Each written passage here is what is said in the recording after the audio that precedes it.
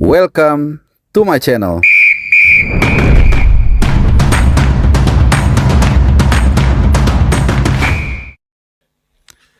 Halo, selamat datang di channel Bung Harpa. Salam sehat dan juga happy weekend. Kembali kita akan bahas dari jeroan Tim Nasional Indonesia, khususnya dari aspek kepelatihan, karena ada beberapa informasi yang menarik soal posisi ini dalam 2-3 hari terakhir, terutama soal asisten pelatih lokal yang kabarnya akan segera dipilih oleh Patrick Kluivert. Ya, sudah ada beberapa kandidat yang disaring oleh federasi, tapi nanti seperti apa detailnya, dan gue juga akan melempar ke floor ke teman-teman semua untuk menyaring juga pendapat dari kalian. Mungkin kalian punya insight tersendiri atau preferensi. Tentunya ini akan menarik untuk menjadi bahan diskusi kita di weekend yang mendung dan syahdu, tapi cuacanya cukup mendukung ya.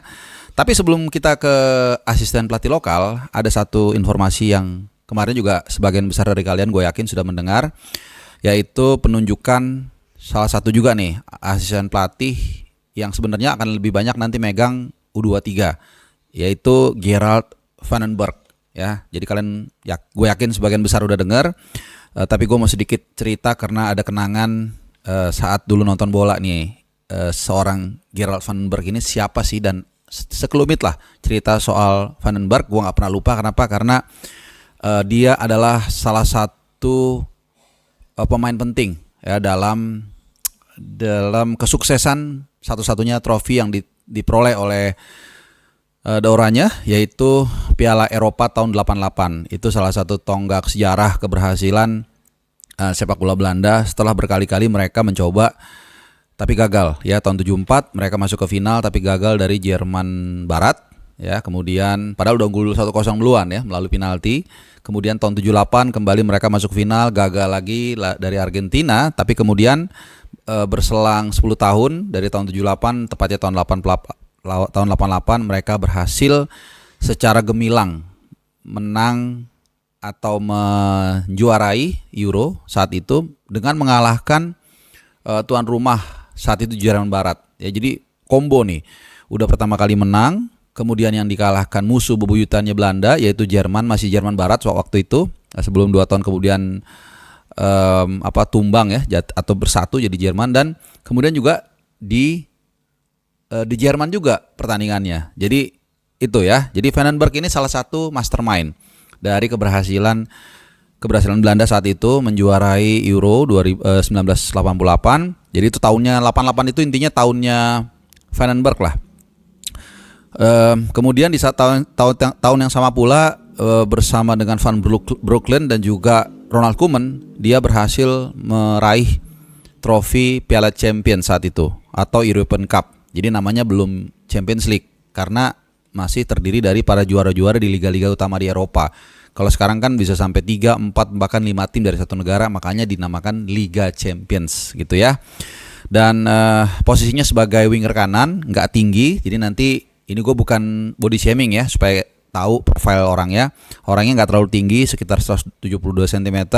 Jadi rataan posturnya itu seperti orang Indonesia pada umumnya. Jadi supaya kalian gampang untuk melihatnya ketika nanti mungkin diperkenalkan atau di pinggir lapangan.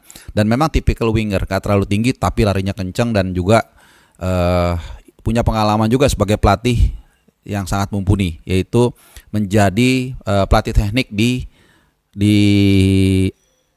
Ajax ya. Jadi pengalamannya udah cukup banyak dan usianya juga mungkin kalau untuk pelatih ini udah prime-nya banget ya, 60 tahun gitu. Jadi memang cocok lah untuk memegang tim nasional kelas usia. So sukses buat Gerald Van den Berg terutama nanti akan fokus di U23. Nah, kembali kita akan ke topik utama, yaitu menyaring asisten pelatih lokal idol. Mungkin kalau judulnya seperti itu karena memang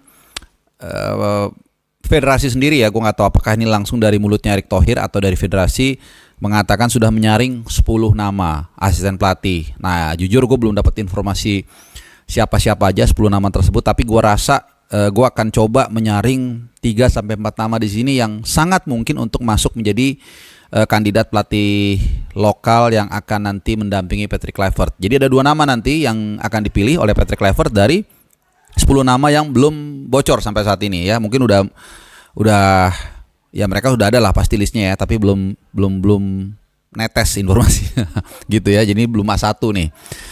Nah, dari 10 nama tersebut gue mencoba untuk menebak. Ini mesti paham ya. Jadi jangan nanti kok nggak ada Bung gitu ya, karena memang ini belum A1 gitu. Ini hanya kira-kira siapa aja sih yang punya potensi untuk atau masuk dalam 10 asisten pelatih lokal tersebut. Oke, kita mulai dari yang pertama. Kurniawan Dwi Yulianto ya. Sebelum gue nanti memprofil satu persatu, gue mau memberitahu bahwa ini semua masing-masing tentu punya plus minus lah, sudah pasti ya. Tapi yang mesti diingat adalah sebelum gue nanti ke profil, ada satu yang harus kita pahami bahwa melatih itu harus punya lisensi gitu. Mau lu sejago Zidane dikali Beckenbauer dikali Cruyff, kalau lu nggak punya lisensi, lu nggak boleh melatih. Itu aturannya ya. Jadi sama seperti bawa mobil, mau lu sejago Schumacher, mau lu sejago Ayrton Senna, mau lu sejago Mika Hakkinen, lu nggak boleh bawa mobil di jalan raya kalau unless lu punya SIM, ya. Seperti itu logikanya dulu supaya kita bukan berdasarkan asumsi dan juga emosional dalam menilai atau menganalisa suatu hal, gitu ya. Jadi harus ada lisensi dan dari 3 nama ini dulu deh. Jadi jangan Kurniawan aja. Jadi Kurniawan Dwi Yulianto, ada Bima Sakti dan juga Nova Arianto. Ini rata-rata mereka punya lisensi A. Ya, bahkan Kurniawan dan Bima Sakti itu sudah pro gitu ya, A pro. Jadi ini udah paling tinggi lah gitu. Jadi tiga-tiga ini secara regulasi memungkinkan untuk menjadi pelatih ataupun asisten pelatih dalam hal ini. Nah, itu yang pertama. Kemudian yang kedua, local wisdom atau bukan local wisdom ya, tapi ya local wisdom lah. Intinya dia memahami lah sepak bola lokal, dan tiga-tiganya gue yakin semuanya masuk. Karena ini juga ada kaitannya dengan background mereka sebagai mantan pemain Indonesia, orang Indonesia, dan tiga-tiganya punya caps di tim nasional Indonesia. Meskipun paling banyak itu Kurniawan kalau nggak salah 59, Bima Sakti itu 56 kalau gua nggak salah, tapi dua-duanya tuh di atas 50. Nah, Coach Nova memang nggak terlalu banyak. Kalau gua nggak salah sekitar belasan atau 20, dan period dia membela timnas itu juga nggak terlalu lama lah, sekitar 2008 sampai 2012 atau 13 gitu ya. Jadi, tapi tiga-tiganya punya pengalaman membela tim nasional Indonesia dan punya pengalaman juga untuk pengalaman merumput di Liga ISL saat itu ya. Kemudian juga visi ya, punya visi ya. Tentunya dari ketiga nama ini mereka masing-masing punya visi yang bagus lah, gue sangat kenal, tapi dengan tone atau warna yang berbeda. Kalau Bima Sakti itu menurut gue itu sangat bagus dalam menghandle pemain-pemain yang relatif lebih muda gitu, karena gue pernah berapa kali lah bertemu dengan beliau. Kelihatannya kalau ada pemain yang usia 16, 17, 18, 19 itu kayaknya kalau ngeliat dia itu seperti kelihatan kebapaan lah begitu ya. Nah, kalau kalau Kurniawan ini yang mungkin menurut gue cocok untuk menangani pemain-pemain bintang. Karena bagaimanapun juga siapa sih yang nggak tahu seorang Kurniawan Dwi Yulianto ya, bukan hanya seorang striker, pernah main di Eropa, tapi juga kebintangannya sangat luar biasa lah. Seperti Patrick Kluivert lah, punya sinar juga sebagai pemain bintang, pemain besar. Nah, ada di tengah-tengah menurut gue Nova Arianto. Ya, Nova Arianto di tengah-tengah, dia punya kombinasi dari semua itu gitu. Jadi masing-masing punya plus minus tuh. Dan Nova mungkin punya plusnya adalah dia dalam mungkin sekitar 2 tahun terakhir, dalam beberapa tahun terakhir lah, dia berkutat di tim nasional Indonesia gitu, baik di kelas usia saat ini yang dia tanganin di U17, dan juga tentunya sebagai mantan asisten Sintayong di tim nasional senior ya. Jadi transisinya akan lebih mudah gitu. Nah, cuman sekali lagi seperti yang gue bilang tadi, kan ada plus minusnya nih gitu. Nah, kita lihat lagi dari profil yang lebih detail lagi. Posisi ini menarik ya, kalau teman-teman lihat posisi mereka semasa pemain itu juga sama nih. Ini bisa menjadi tolak ukur juga. Sebelum nanti gue akan paparkan faktor terakhir yang menentukan ya. Pertama dari Kurniawan dulu. Kurniawan itu posisinya sebagai striker, dan dia satu-satunya pemain yang pernah main di Eropa. Sebenarnya Bima Sakti juga pernah di Helsingborg. Di Helsingborg tuh di Swedia apa di mana gitu ya. Nah, cuman Kurniawan main di Luzern Swiss lebih banyak capsnya kalau gua nggak salah gitu ya. Jadi intinya dia posisinya sebagai striker lah gitu. Kemudian yang kedua Bima Sakti berposisi sebagai gelandang atau midfielder dan Novarianto sebagai back. Nah, jadi ini masing-masing ada preferensi, ada warnanya lagi nih. Ini bisa menjadi pertimbangan juga gitu.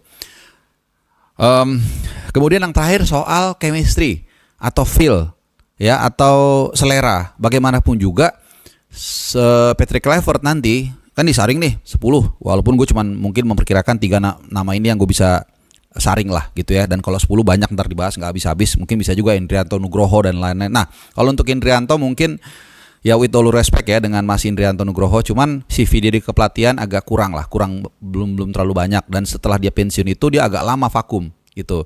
Tapi ya kita nggak tahu, mungkin aja masuk salah satu.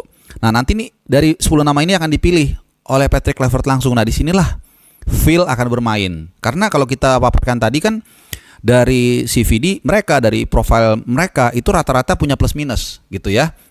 Cuma nanti biarkan Patrick Kluivert yang merasakan secara langsung ketika berbicara, ketika mungkin dia ada pertanyaan-pertanyaan, bukan pertanyaan jebakan ya, pertanyaan yang tricky. Nah, dia akan lihat nih mana yang memang ya intinya inilah apa namanya, kalau gue bilang zatnya tuh cocok nggak gitu, chemistry-nya cocok nggak gitu, dan itu wajar ya.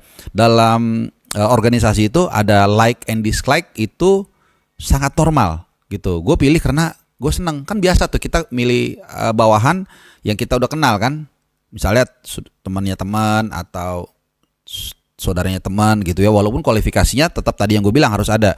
Cuman kan kita butuh orang yang bisa kita percaya atau mungkin ngobrol sama kita nyambung gitu, dan itu normal-normal aja gitu. Selama nanti di akhir itu hasilnya bisa dipertanggungjawabkan, kinerjanya bagus ya, orang nggak akan peduli ya mau mekanismenya pakai asisten pelatih yang bagaimana modelnya itu nggak ada masalah, selama nanti mereka bisa bekerja sama dan ada hasilnya gitu. Jadi nanti akan kita tunggu siapa dari 10 calon itu. Tapi kalau menurut versi CBH ya mungkin 3 itu ya kemungkinan. Ini sekali lagi disclaimer, belum pasti ya, tapi ini kemungkinan masuk calon lah di antara 3 itu. Oh, sama satu lagi gue lupa, Kurniawan itu kenapa tadi gue bukan menaruh dia di pole position ya. Sebenarnya kalau mau jujur, Kurniawan dan Nova itu punya kans yang cukup besar ya, karena tadi kalau Nova kan masih terlibat dalam timnas lah gitu, jadi gampang Patrick Kluivert untuk ngorek informasi soal timnas. Nah, kalau Kurniawan memang nggak terlalu banyak, cuman dia punya pengalaman saat ini membantu Cesc Fabregas di Como gitu, jadi itu juga nilai plus juga. Jadi kalau gue bilang sih mungkin 2 nama ini ya, mungkin ini sekali lagi bukan satu ya, bisa mendampingi Patrick Kluivert ya dalam mengarungi tim nasional senior, terutama di 4 pertandingan kualifikasi Piala Dunia round ketiga. Nah, terakhir tentunya seperti biasa ini kan juga forum diskusi, apalagi ini hari Sabtu, mungkin kalian sambil santai atau sambil menghabiskan waktu dengan handai tolan atau saudara, atau mungkin lagi di puncak atau lagi di mana. Nah, coba mungkin sambil bisa ketik tinggalkan komen kira-kira menurut kalian profil calon asisten pelatih lokal Patrick Kluivert tadi seperti apa. Mungkin kalian kurang sepakat atau mungkin kalian ada calon lain ya. Tapi sekali lagi jangan sampai melanggar regulasi tadi, minimal harus punya lisensi A gitu ya, atau lisensi kepelatihan yang mumpuni lah begitu. Jadi siapa menurut kalian mungkin ada di luar yang 3 atau 4 nama tadi, silahkan tinggalkan komen di bawah. Dan terima kasih buat teman-teman yang sudah menyimak video gue. Semoga kalian dalam keadaan sehat, selamat berlibur bagi yang berlibur, dan selamat beraktivitas bagi kalian yang masih beraktivitas. Terima kasih dan adios.